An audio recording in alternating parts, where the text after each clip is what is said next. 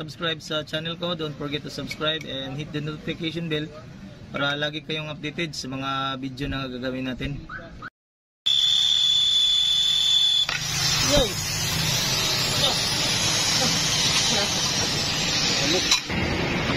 Huli ang blade, guys.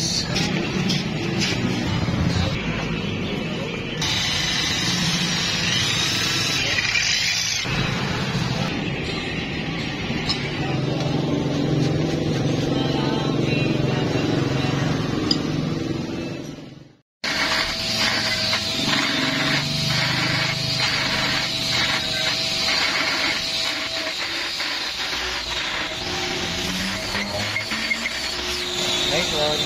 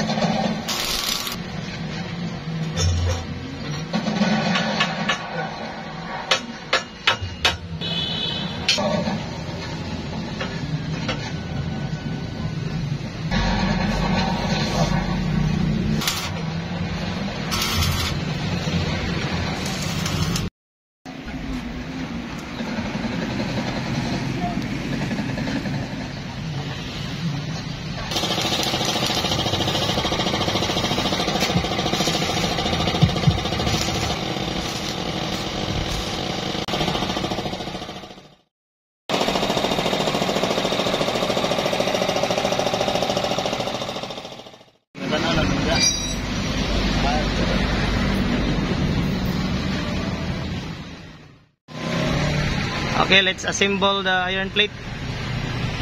Ito yung butas. Lagyan natin yung takip. Kabit natin itong iron filament. Ito yung nagdadala ng init sa iron plate.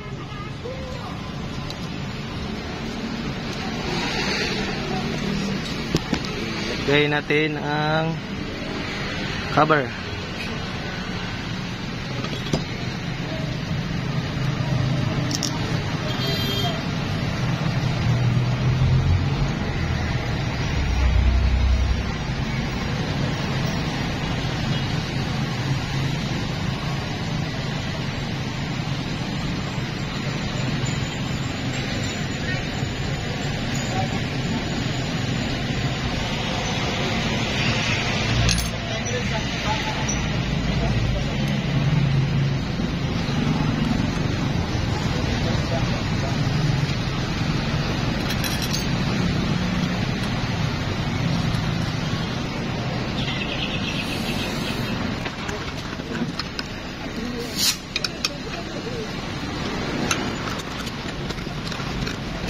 Okay, nakabit na natin ang filament. Ito nasa gitna, filament tawag dyan. Ito ay kukunik yung load na AC 220 volts.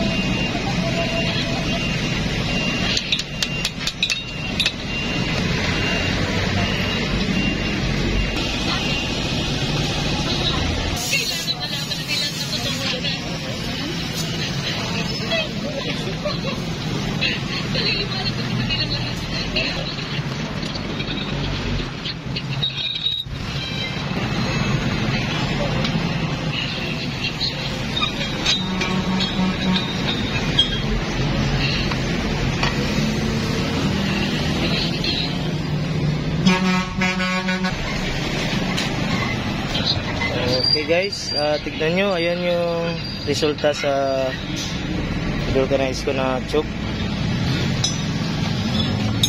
Ayan.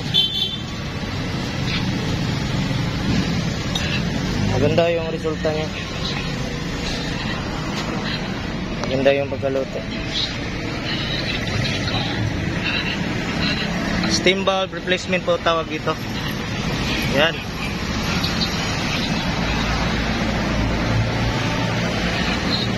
I-test natin, subukan natin lagyan ng hangin. Guys, ibang klase po itong steam valve nya. Japan type ito. Pinalit ko dito. Ganito yung itsura. May gasket lang siya. Para lock.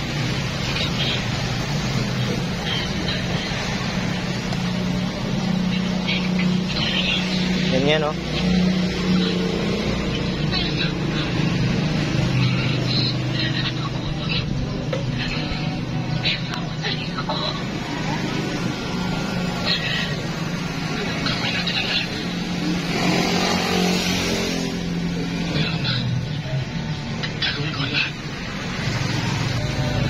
Okay, bago na yung steam valve niya, Japan type.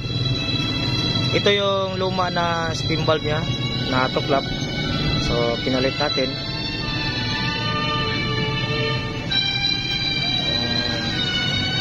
Tulad na. Ito din gagamitin natin na magpanghangin dito. Ganyan.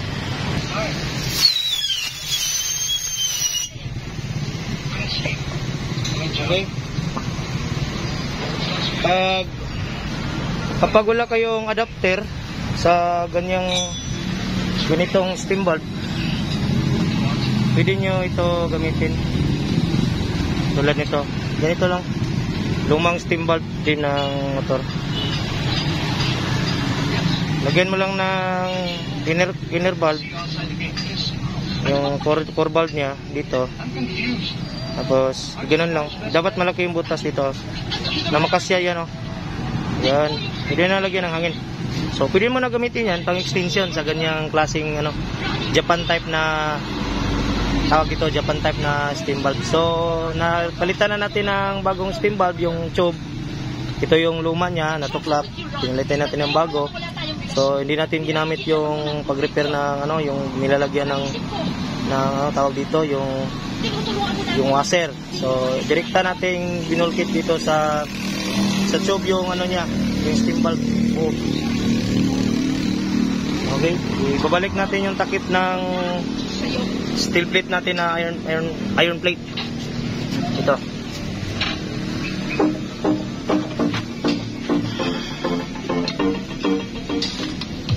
Ayan. Ayan yung takip niya.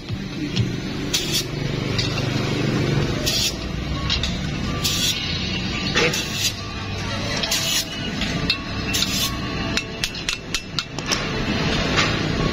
Ito yung lock.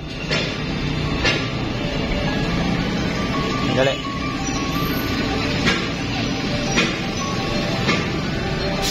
Ayan.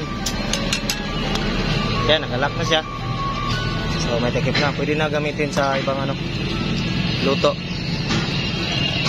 So kanina may niluto tayo. Ito yung unang niluto natin. So ito yung resulta. May bilog siya na hugis dahil dito.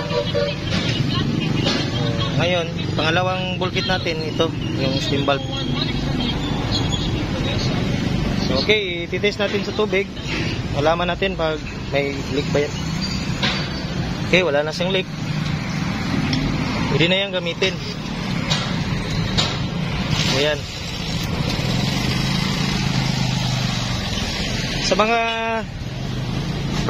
nagtatanong at sa nag-request ng video kung paano gawin itong iron plate nito. So ito na po yun, guys. So nagawa natin. Ang kagandahan dito kasi naka-upgrade siya. Mayroon siyang pang bulkit ng steam valve. Ito yung special feature dito sa iron plate na ginawa natin na disenyo. Okay guys, hanggang sa susunod na video. Sa mga hindi pa nakapag-subscribe dyan, subscribe to my channel. Like, comment, and share. Sa mga katanungan at saka mga komento or idea, mag-comment lang kayo dyan sa description sa baba. Shoutout ko mga request nyo. Okay, hanggang dito na lang. Papalam, Biras Channel, Vincent at your service. Bye guys.